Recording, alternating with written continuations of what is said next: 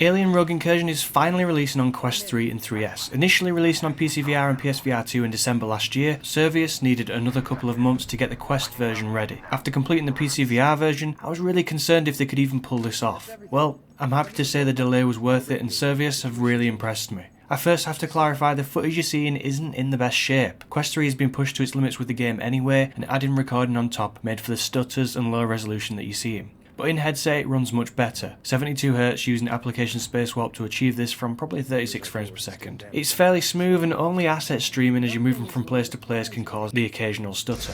We've seen all platform games before, but typically they aim for the Quest and then add some bells and whistles on top for the more powerful platforms. Here I think they aimed for PSVR 2 and have pared the visuals back to get it running on Quest. What are the compromises? Well, all the post-processing effects have been removed, no bloom, film grain or grainy filter over your device screen, no real-time shadows or lighting, lower resolution textures, static water, massively reduced draw distance in the more open areas and aliens with less complex geometry. So a fairly long list. The result? A version that looks like PCVR on the lowest possible settings. Obviously it isn't as nice to look at. But this is the full 8-hour Alien Rogue Incursion Part 1 campaign squeezed onto standalone hardware. The game is still amazing, the sound is still incredible, it's still immersive, still creepy, thrilling, interesting and a joy to explore. The story still slaps. Paring everything back visually does remove some of the atmosphere I love in the PCVR version, which feels thick and wet, foggy and grimy, something you initially miss but ultimately doesn't massively affect gameplay. Although I would say, due to the lighting, there are no seriously dark areas on Quest. It's dim, but you have no real need for the flashlight now, so it's certainly slightly less scary. But again, you can now play this game any way you want, completely untethered, and that's impressive.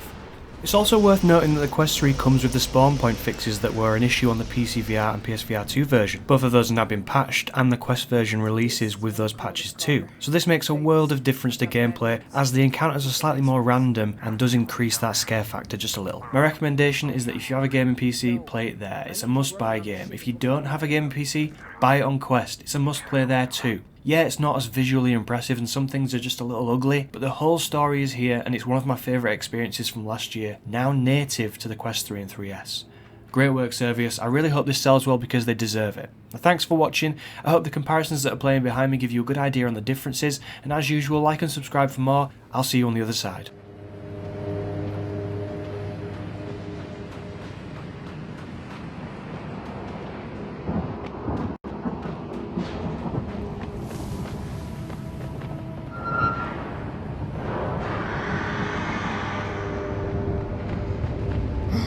Davis, this place is giving me the creeps.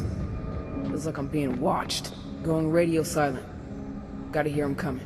Understood. Please check in when possible.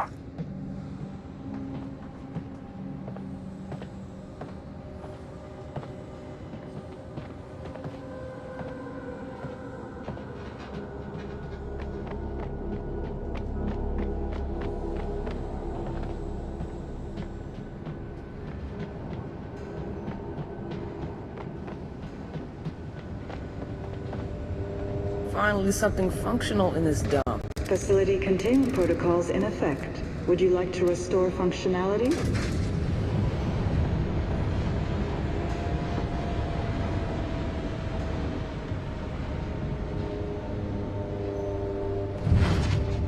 Emergency lockdown suspended. Please wait until more pool players complete before entering the facility.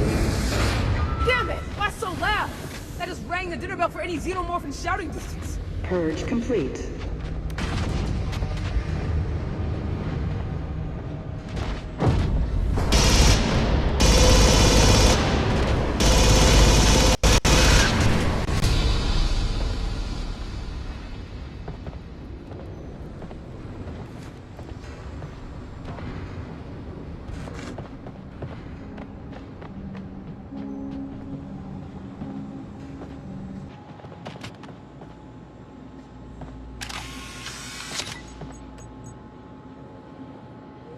I've worked in a lot of bad situations, but never in my life have I seen such...